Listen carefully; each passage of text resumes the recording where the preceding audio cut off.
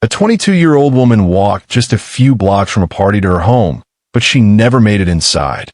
Police found DNA from her killer almost immediately, yet it took years to discover a truth so shocking that it would change laws across America forever. On a warm Labor Day weekend in 2003, 22-year-old Katie Sepich was enjoying what should have been one of the most exciting periods of her life. A recent graduate of New Mexico State University, she was preparing to begin graduate school and pursue an MBA. Friends described her as energetic, intelligent, and determined, while her family remembered her as someone who never did anything halfway. She was the oldest of 3 siblings and naturally stepped into a leadership role wherever she went. With a promising future ahead of her, Katie appeared to have everything going for her. Nobody could have imagined how quickly that future would disappear. That weekend, Katie joined her boyfriend Joe Bischoff, her roommate Tracy, and several friends for a night out in Las Cruces, New Mexico. The group visited bars and later attended a crowded house party. However, tensions already existed between Katie and Joe as they faced an uncertain future. During the party, Katie saw Joe kissing another woman. The discovery led to an argument that would become one of the final known interactions of her life. Around 3 o'clock in the morning, Katie left the party alone. Her home was only a short distance away, and nobody considered it unusual at the time. But when morning arrived, Katie had not returned. Her car remained outside, and several personal belongings had been left behind. Concern quickly spread among her friends. Calls were made to hospitals, police stations, and anyone who might have seen her, but nobody knew where she was. As investigators began examining Katie's residence, they discovered troubling signs that suggested something had happened just outside the home. Near the back of the property, one of Katie's sandals was found lying on the ground. A window screen appeared damaged, and the gravel nearby showed signs of disturbance. Detectives believe Katie may have reached her house but was unable to get inside. While officers processed the scene, another investigation was unfolding miles away. Earlier that day, a couple exploring a remote desert area east of Las Cruces had discovered the body of a young woman. Before long, authorities confirmed the heartbreaking truth. The victim was Katie Sepich. The crime scene revealed evidence of a violent attack. According to investigators, Katie had been strangled and later transported to the desert, where her body was abandoned.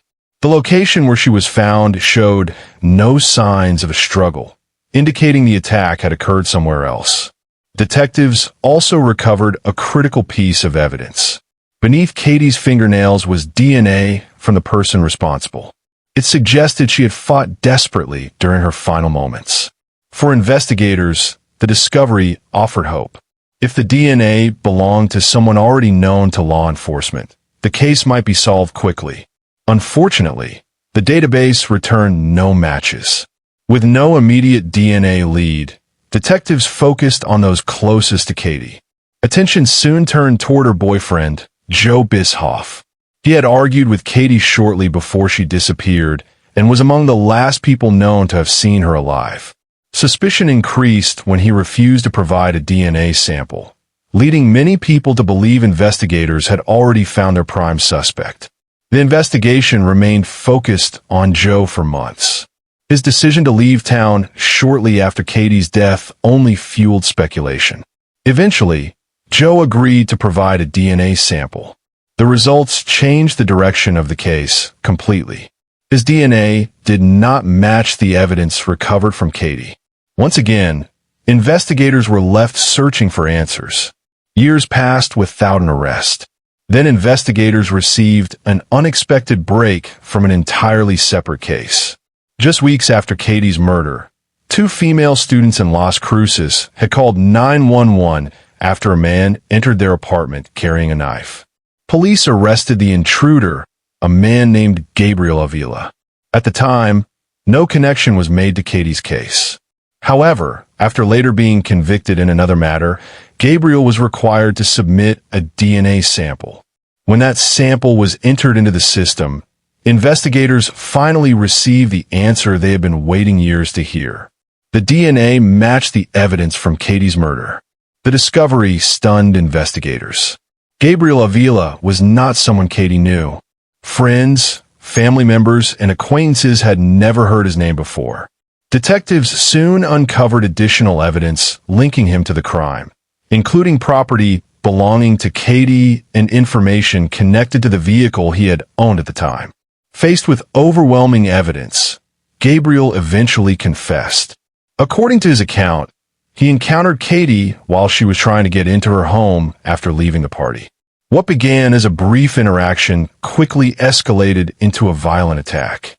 He kidnapped her, killed her, and abandoned her body in the desert. Although Gabriel Avila's conviction finally brought answers, Katie's family refused to let her story end there. Determined to create change, they pushed for stronger DNA collection laws. Their efforts led to the creation of Katie's Law, which expanded DNA collection from individuals arrested for serious crimes. The law has since helped investigators solve cases and identify offenders who might otherwise have gone undetected. Today, Katie Sepich is remembered not only for the life she lived, but for the lasting impact her family's fight for justice continues to have across the country.